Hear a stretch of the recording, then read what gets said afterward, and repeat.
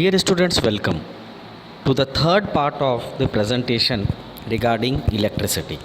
Now, in this particular presentation, we are going to cover two major topics. The first topic is static electricity and electric current, and the second topic which we are going to cover is conductors and insulators. So, let's get started. Now, as we have discussed in the earlier presentation, that electricity consists of electric charges, and there are two types of electric charges, positive and negative charges, right? But when these charges are at rest, the type of electricity is known as static electricity. That means when the electric charges are static, stationary or localized, this type of electricity is known as static electricity. What are the examples of static electricity? Lightning. So when the lightning, that is the electric discharge from the cloud to the ground or between the various layers of the cloud themselves, this is an example of static electricity. A more common example which we see and even experience during winters is when we touch a metallic object, we feel a shock. Now, why this happens? This happens because during winters we wear woolen clothes. Now, woolen clothes are either made up of pure wool or acrylic fibers. Now, wool and acrylic fibers are both insulators. When we wear these clothes, because of the friction, the charges gets accumulated, the static charges get accumulated, the electric charges get accumulated on the surface of these clothes, and when these charges come in contact with a metallic object are conductors, so they get discharged, and during this discharge we feel an electric shock, right? But when the electric charges are in motion, now this type of electricity is known as current or electric current. Right, now what is the example of electric current? Electric current is the electricity which flows through the wires, which we use day in and day out in our homes, in our gadgets, in our schools, industries, offices. The electricity which is used is the electric current. Right, now this is the simple depiction of an electric circuit in which we have a source of electrical energy, which is the battery. There are the connecting wires which are made up of the good conductors of electricity. They are either made up of copper or aluminium, and there is a electrical gadget, that means the appliance, which is the bulb. Right, now what happens when we switch on? The potential difference is created by the battery, and the electric charges start moving from a region of high electrical potential to low electrical potential. Right, now in case of current, the electric charges are in form of electrons. Therefore, this blue line shows the movement of electrons, that is from the negative end of the battery to the positive end of the battery, right? So when this movement gets completed, the bulb starts glowing. So this is a depiction of a simple electronic circuit. Now, why the conductors are able to conduct electricity, this we are going to discuss in the coming slides, and very interesting topic. Now, as we have discussed that there are two types of electricity. This electricity in which the charges are static, they are stationary, is known as static electricity, and the electricity in which the charges are moving is known as the electric current or dynamic electricity. Now let us discuss about the differences between these two. Right, in case of static electricity, the charges are at rest or stationary, but in case of electric current, the charges are continuously moving, they are in motion. In static electricity, the charges gets accumulated, इकट्ठा हो जाते हैं on insulators. इकट्ठा क्यों होते हैं? Because they are not able to move, right? But in case of current, the conduct in that basically takes place in conductors, the electric charges are in continuous motion. Static electricity is produced by friction, mostly in insulators, but electric current is produced due to the potential difference across the two ends of a conductor, in which the free electrons start from a region of high potential difference to a region of low potential difference, right? Static electricity is due to gain or loss of electrons due to friction, whereas the current or the electric current is a continuous flow of electrons or ions through conductors.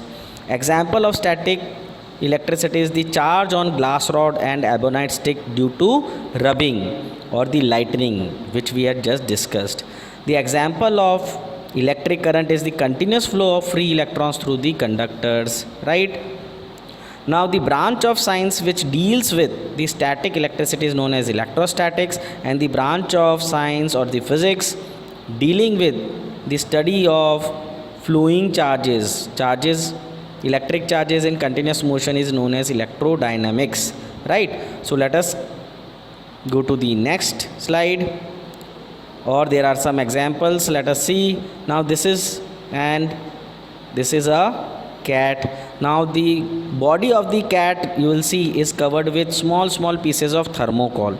Now why this has happened? This has happened because you know that the skin of cat is furred, that means it has fur. So what happens when the cat moves here and there? These furs, because of the friction, get charged, वो charge हो जाते हैं, right? Now what happens when it comes near small pieces of uncharged things like paper, straw, or maybe thermocol? Because these uncharged objects are attracted towards the charged skin of the cat, right? These small thermocol got attracted towards the fur, and therefore you can see in this picture that the entire cat got covered with these small pieces of thermocol. Now this is due to static electricity which was present on the skin of the cat. Now in this particular picture you will see that there is a battery, and this is a simple circuit in which the electrons, that is the electric charges, are flowing, and because of the flow of electric charge there is an electric current, and because of this electric current there is glow of the bulb, right? So let us go further. Now there are more examples to make you understand more clearly about static and dynamic electricity or current electricity. Now the most common example or the historical example, the charging of glass rod by rubbing with silk cloth. So when we rub a glass rod with silk cloth, what happens? The glass rod loses some electrons and therefore it becomes positively charged, and the silk cloth gains those electrons and become negatively charged. Now in this, the second example in which the ebonite rod is rubbed with animal fur. So what happens in this case? The ebonite rod gains electrons and becomes negatively charged, whereas the animal fur loses electrons and therefore it becomes positively charged, right? So these are the examples. Now in case of electric current, what are the examples? So let us see. So this is basically a metallic rod, right? Conductor rod. Now in this case there are free electrons. What are free electrons? Electrons which are valence electrons. Valence means electrons which are in the valence shell of an atom.